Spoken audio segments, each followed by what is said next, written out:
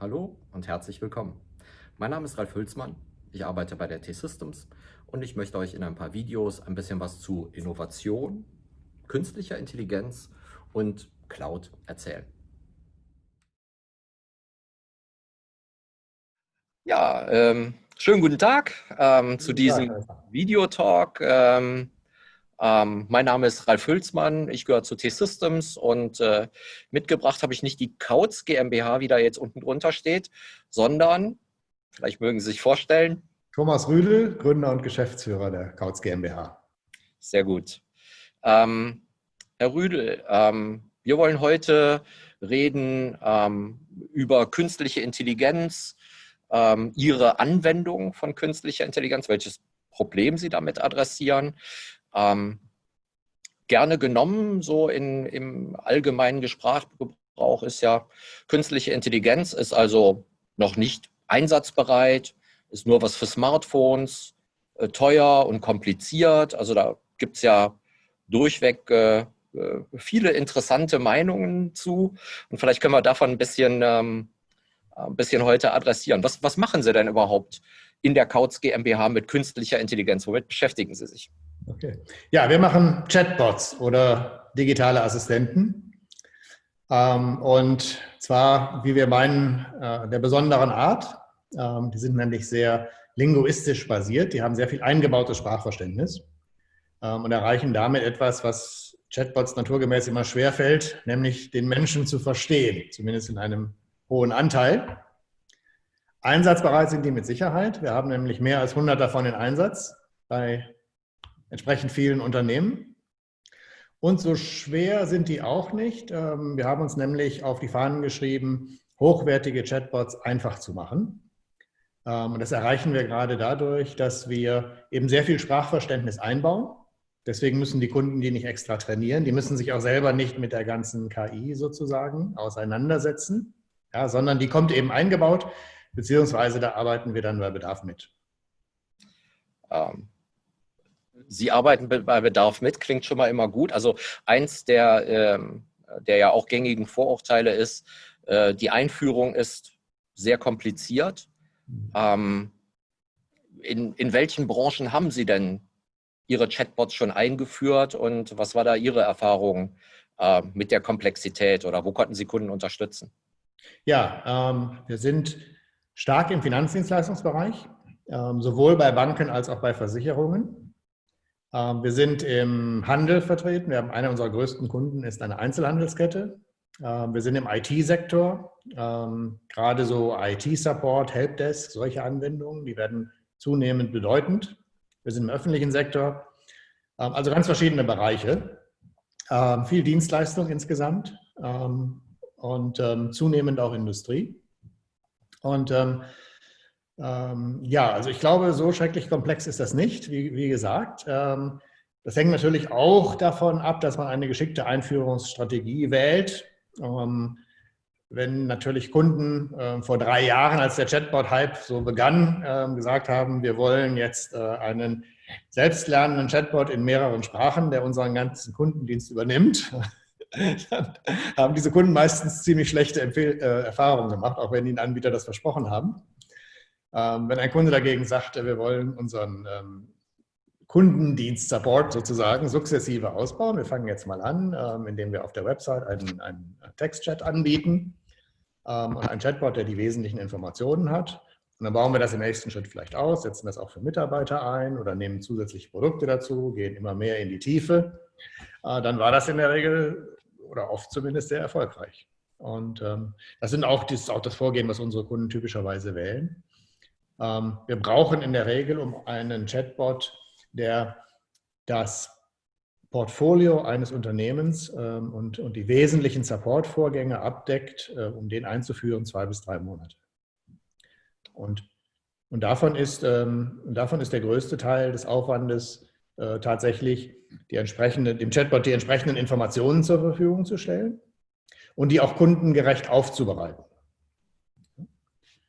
Ein anderer Ansatz ist, wenn ich das noch hinzufügen darf, wenn Sie bereits oder der Kunde bereits über große Support-Datenbanken verfügt, sagen wir mal, es geht über ein Helpdesk oder so etwas, und da gibt es bereits ganz viel Informationen, ganz viele Lösungen drin. Dann lässt sich diese Support-Datenbank auch Plug and Play anschließen. Und dann ist der Chatbot eigentlich sofort einsatzbereit. Das heißt, die Einführungskomplexität ist sozusagen erstmal null und kann dann sukzessive, kann der Chatbot dann natürlich noch weiter ausgeweitet werden, indem man zusätzliche Gesprächsführungen lernt und so weiter. Ja? Aber Stecker rein. 3 Monate für die Einführung einer Software, also 3 Monate für ein IT-Projekt, klingt ja jetzt extrem überschaubar. Ja, finde ich auch. Ja. Zumal das dann nicht mal viele Leute sind, die daran arbeiten. Ja, das sind dann 1, 2 Leute auf der fachlichen Seite und vielleicht ein Techniker für, je nachdem, wie viele Schnittstellen man anschließen will, an vorhandene Systeme und ein bisschen Frontend-Design und solche Geschichten. Ne? Aber das ist in der Tat, das ist kein großer Aufwand. Ja, haben Sie ganz richtig zusammengefasst. Okay, jetzt haben Sie ja gerade schon gesagt, ein großer Vorteil ist, wenn der Kunde schon Support-Datenbanken und so weiter mitbringt. Jetzt gab es ja früher auch Systeme, die, ich sag mal, analog eines Chatbots, hat man damals noch anders genannt, E-Mails automatisch beantwortet haben und so weiter. Die waren eher regelbasiert. Was ist denn an Ihrer Lösung jetzt künstliche Intelligenz und welche Art von künstlicher Intelligenz? Und weshalb nimmt man überhaupt künstliche Intelligenz statt einem regelbasierten Ansatz? Ich sage mal so, die Übergänge sind in der Tat ein bisschen fließend. Und es gibt auch unterschiedliche Ansatzpunkte und Teilgebiete der künstlichen Intelligenz. Je nachdem, wie stark das System auf Sprachverständnis setzt einerseits und wie stark es andererseits auf statistische Methoden setzt, sage ich mal andererseits. Ja. Und vieles, was jetzt heute eingesetzt wird, sind sehr stark statistisch geprägte Systeme. Die haben durchaus ihre Vorteile in manchen Situationen. Wir glauben dagegen nach wie vor sehr stark daran, dass Sprachverständnis, also zumindest für die Art von Anwendung, die wir machen, eben Chatbots, die sollen ja reden, die sollen ja den Menschen verstehen und ihnen gute Antworten geben, ja, dass Sprachverständnis da nach wie vor der Schlüssel ist und dass man das sozusagen ernsthaft einbauen muss, also sprich, die müssen Lexika haben, die müssen Ontologien haben, die müssen Semantik haben, die müssen parsen können und solche Dinge. Und nicht, indem man einfach nur, sagen wir mal, statistische Korrelationen herstellt zwischen Inputsätzen und möglichen Antworten, indem man die Wörter zählt sozusagen. Und ja, so ist es ja. Wenn die Übereinstimmung hoch ist, dann sagt man, ist die Wahrscheinlichkeit hoch, dass er das meint. Ja? Aber das hinterlässt sozusagen doch strukturelle Lücken in dem ganzen Verständnis. Verstehe ich. Jetzt haben Sie eben gesagt, Sie sind halt im Finanzbereich unterwegs. Also gerade da ist, glaube ich, der Anspruch, dass man gut verstanden wird, von der Kundenseite relativ hoch. Aber da trifft es ja vermutlich auch ein paar regulative Anforderungen. Sehr schöner Markt, um zu demonstrieren, dass etwas Compliance-Anforderungen genügen kann, offenbar auch dem Kunden. Aber wie kommt man denn auf die Idee, im Finanzmarkt tätig zu sein? Das ist sicherlich einerseits deshalb, weil sich Finanzdienstleister durchaus gut eignen, sage ich mal, für diese Art von Technologie, weil sie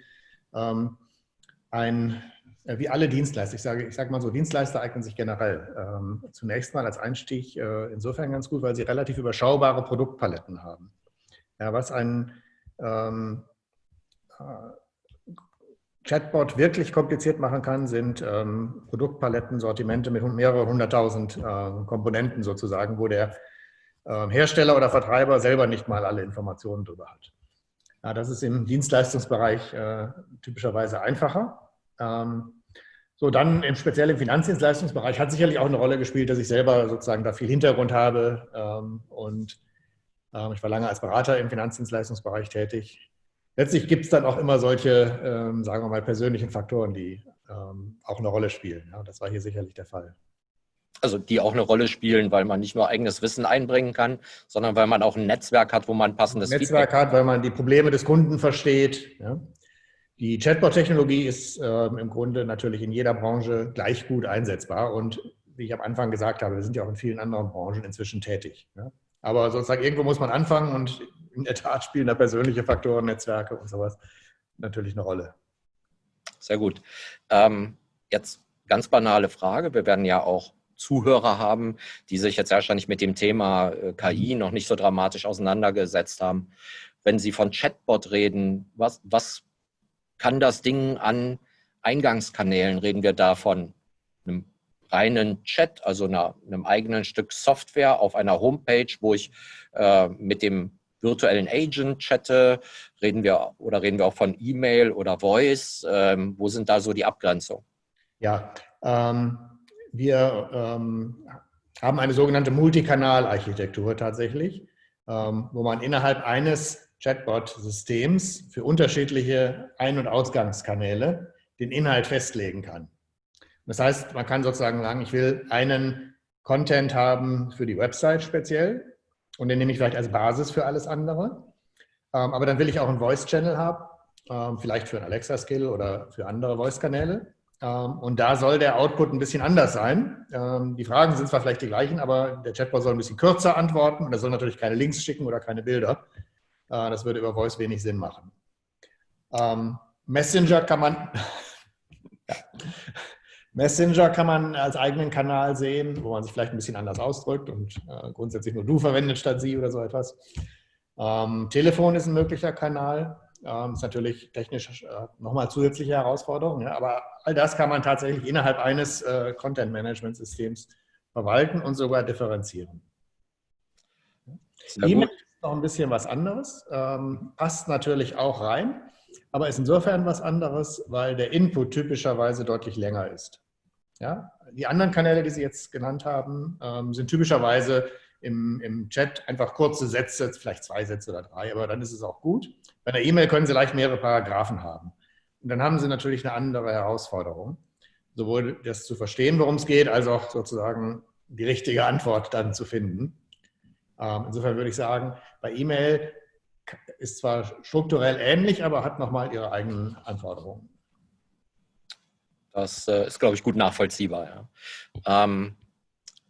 Jetzt sind wir ja in Mitteleuropa, die Region, wo künstliche Intelligenz noch am zurückhaltendsten angenommen wird. Unser Verständnis ist immer, dass das auch viel mit ethischen Vorbehalten um die Datennutzung, mit Datenschutzvorbehalten und sowas zu tun hat. Jetzt bewegen Sie sich noch zusätzlich halt in dieser sehr kritischen Umgebung, Finanzen. Erstens, was wäre Ihre Feststellung so zu diesem Thema Datenschutz, Compliance? Und zweitens, wie identifizieren Sie überhaupt den Benutzer, wenn der vielleicht spezifische Fragen loswerden will? In der Tat, hier muss man einen ganz wesentlichen Unterschied machen. Nämlich arbeitet der Chatbot auf Basis persönlicher Daten und damit identifizierter Benutzer oder gibt er mehr allgemeine Auskünfte? Ja? Und oft ist es tatsächlich so, dass der Chatbot allgemeine Auskünfte gibt und insofern gar nicht mit persönlichen Daten arbeitet. Und in dem Fall ist das Datenschutzproblem natürlich sehr gering, sage ich mal, ja, eigentlich fast nicht existent. Das ist oft natürlich auch ein guter Einstieg für einen Chatbot. Zumindest im Kundenverkehr. Intern sieht es ein bisschen anders aus. Intern kann man natürlich, das sollte ich vielleicht noch vorwegschicken, und Chatbots können ja auch unternehmensintern eingesetzt werden und einige unserer größten Anwendungen sind unternehmensinterne Anwendungen. Aber da befinden sie sich ja von vornherein in einer kontrollierten Umgebung, haben es nur mit identifizierten, authentifizierten Nutzern zu tun und in einem sicheren Umfeld. So, ansonsten sind 2 Punkte wichtig. Zum einen, unsere Philosophie ist, die Daten gehören unseren Kunden. Ja, wir haben keinen Anspruch auf die Daten, wir behalten sie nicht. Wir werten natürlich die Konversationen erstmal aus, um das sprachlich zu verstehen, aber die Daten bleiben bei den Kunden. Wir bieten auch die Möglichkeit von On-Premise-Betrieb. Wir bieten sowohl Cloud als auch On-Premise an und einige unserer Kunden bevorzugen den On-Premise-Betrieb. Das ist dann auch ihr gutes Recht. Und drittens arbeiten wir natürlich auch nur mit Anbietern, sage ich mal, die entsprechenden deutschen, europäischen Datenschutzanforderungen sicherstellen können. Ja, Das war ja jetzt quasi eine Steilvorlage. Ne? Also ja, wir haben uns ja quasi über die Verbindung über die Open Telekom Cloud kennengelernt, TechBoost-Programm. Ähm, Das heißt, aus Ihrer Sicht passen Ihre ethischen Vorstellungen zur AI und unsere Unternehmensstandards und die Open Telekom Cloud, das passt so in die Kundenanforderungen, wenn wir über Compliance und Datenschutz reden? ja, das kann ich tatsächlich so sagen. Die Tatsache, dass wir eben mit der Telekom arbeiten und in der Open Telekom Cloud arbeiten, das wird von den Kunden durchaus geschätzt, sage ich mal. Also da fühlen die sich durchaus gut aufgehoben. Wie gesagt, einige bevorzugen trotzdem on-premise zu arbeiten und wie gesagt, das ist auch ihr gutes Recht. Aber im Großen und Ganzen haben wir sehr positive Resonanz, wenn wir sagen, wir arbeiten in der Telekom Cloud. Das freut mich natürlich auch persönlich zu hören. Ne? Ist ja auch ist ja etwas, wo wir uns klar mit positionieren. Wir haben ja auch verschiedene Cloud-Produkte. Und natürlich haben wir auch Kunden, die wir on-premise bedienen. Wir haben immer noch, ich sag mal, klassischen Outsourcing-Betrieb. Also glaube ich auch ganz normal, dass Kunden da sehr diverse Anforderungen haben. Aber uns freut natürlich, wenn das Cloud-Produkt vernünftig aufgenommen wird. Uns freuen natürlich auch die Aktivitäten, die wir im politischen Umfeld da sehen, Gaia X oder ähnliches, um halt das Vertrauen in europäische Cloud zu steigern. Jetzt habe ich ja eben im Intro so gesagt, naja, alles so teuer. Tatsächlich ist es ja so, wenn man in Statistiken guckt, da sieht man dann, dass ein erheblicher Anteil, also über 20% aller Unternehmen, die KI im Servicebereich einführen, haben auch zweistellige Einsparungen in diesem Bereich bei einer Qualitätsverbesserung im Sinne von schnellerer Antwort einfach. Wie ist da bei Ihnen so das Resümee aus schon gelaufenen Projekten? Ja, es gibt, glaube ich, zwei wichtige Kennzahlen jetzt, was Einsparungen angeht. Neben den Vorteilen der Erreichbarkeit und der Schnelligkeit.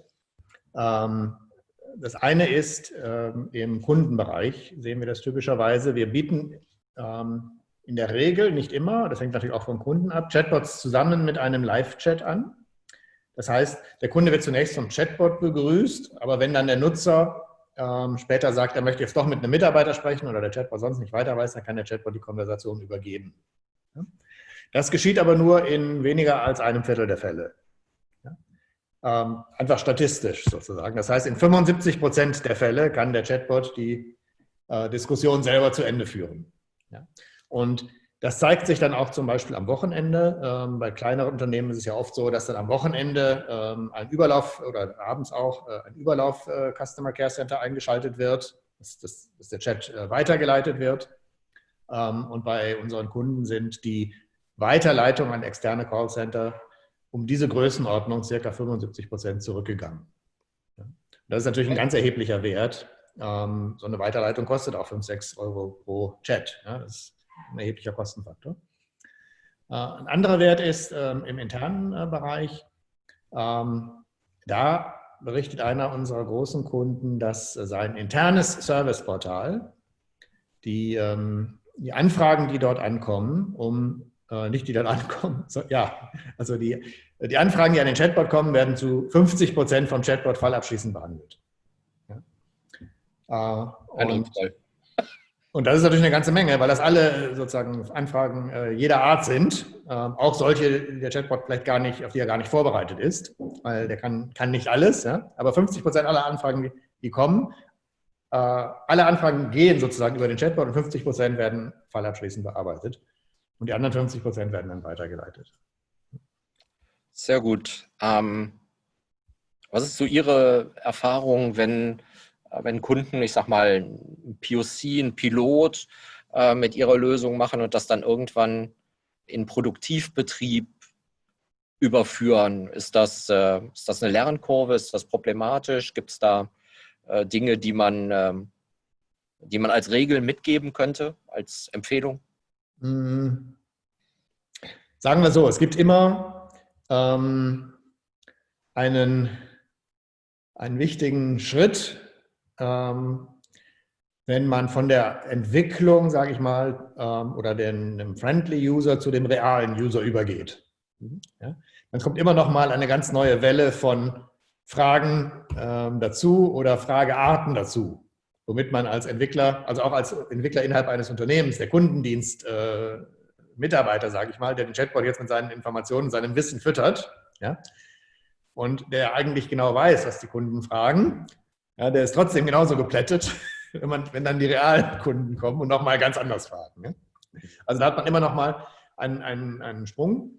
Das ist aber meistens keine großartige Sache, sondern das ist etwas, wo man sich darauf einstellen kann und was man dann in wenigen Wochen in den Griff bekommt. Ja? Aber das muss man einplanen, dass man sozusagen zwischen der Entwicklung, wo man das ganze Fachwissen einbringt und das selber testet, zu dem Punkt, wo dann die Kunden damit arbeiten, dass man dann nochmal einen zusätzlichen Schritt hat und sich auf die Sachen einlässt, die man vorher auch ein bisschen ausgeblendet hat vielleicht. Ja? Aber wie gesagt, wir reden hier über Wochen und nicht über Monate oder längere Zeiträume.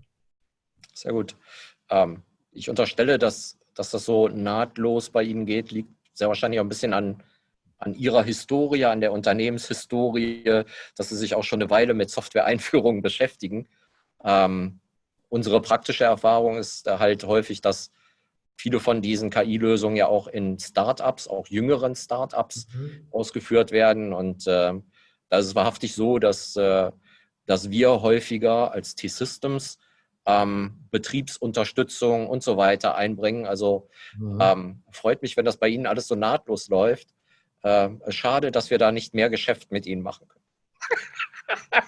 Dann müssen Sie die Anwendung vielleicht selber verkaufen und ein bisschen komplexere Szenarien konstruieren. Ja, fair enough. Ja, ich denke, das war ein schöner Überblick. Vielleicht sollten wir noch klar machen, wer sich jetzt für die Chatbot-Lösung der Codes interessiert. Was sind denn so die typischen Punkte? Wer sollte sich an Sie wenden? Welcher Motivation? Also was sind so typische gute triggernde Events, die eine sinnvolle Umsetzung mit einem zufriedenstellenden Resultat in einer überschaubaren Zeit für beide Seiten, muss man ja sagen, signalisieren? Ja, also ich glaube, inzwischen ist es eigentlich so weit, dass man sagen muss, jedes mittlere oder größere Unternehmen sollte sich mit Chatbots auseinandersetzen, sollte überlegen, wo kann es die gut einsetzen. Generell gilt das natürlich immer dort, wo ein relativ hohes Volumen von Anfragen ankommt, die zum Teil, von denen ein erheblicher Anteil auch nicht besonders komplex ist und zum Teil repetitiv. Ja, das ist ganz klar. Also je mehr, je ähnlicher, je einfacher, desto einfacher und schneller kann man natürlich auch Chatbots darauf einsetzen. Ein zweiter Trigger könnte vielleicht sein, wenn man durch einen Prozess gegangen ist, wo man seine Support-Systeme, sage ich mal, überholt hat, wo man sein Content-Management dafür neu aufgebaut hat, wo man vielleicht so ein System auch eingeführt hat und wo man sozusagen jetzt inhaltlich eigentlich gut gerüstet ist. Dann kann man jetzt ohne weiteres auch den Schritt gehen und sagen, da setzen wir jetzt noch einen Chatbot vor. Der kann mit diesem Content genauso gut arbeiten und der kann einen großen Teil dieses Contents automatisiert abarbeiten. Und dann können wir unsere Mitarbeiter für die anspruchsvollen Themen einsetzen, wofür sie eigentlich geeignet sind und nicht dafür, die einfachen Fragen immer wiederkehrender Art zu beantworten. Gute Zusammenfassung. Ich denke, wir haben einen schönen Überblick über Einsatz von KI in Chatbots geliefert, die Reife, die Motivation, wie man sogar in regulierten Industrien wie der Finanzwirtschaft unterwegs sein kann. Da danke ich für das angenehme Interview. Danke meinerseits für die angenehmen Fragen.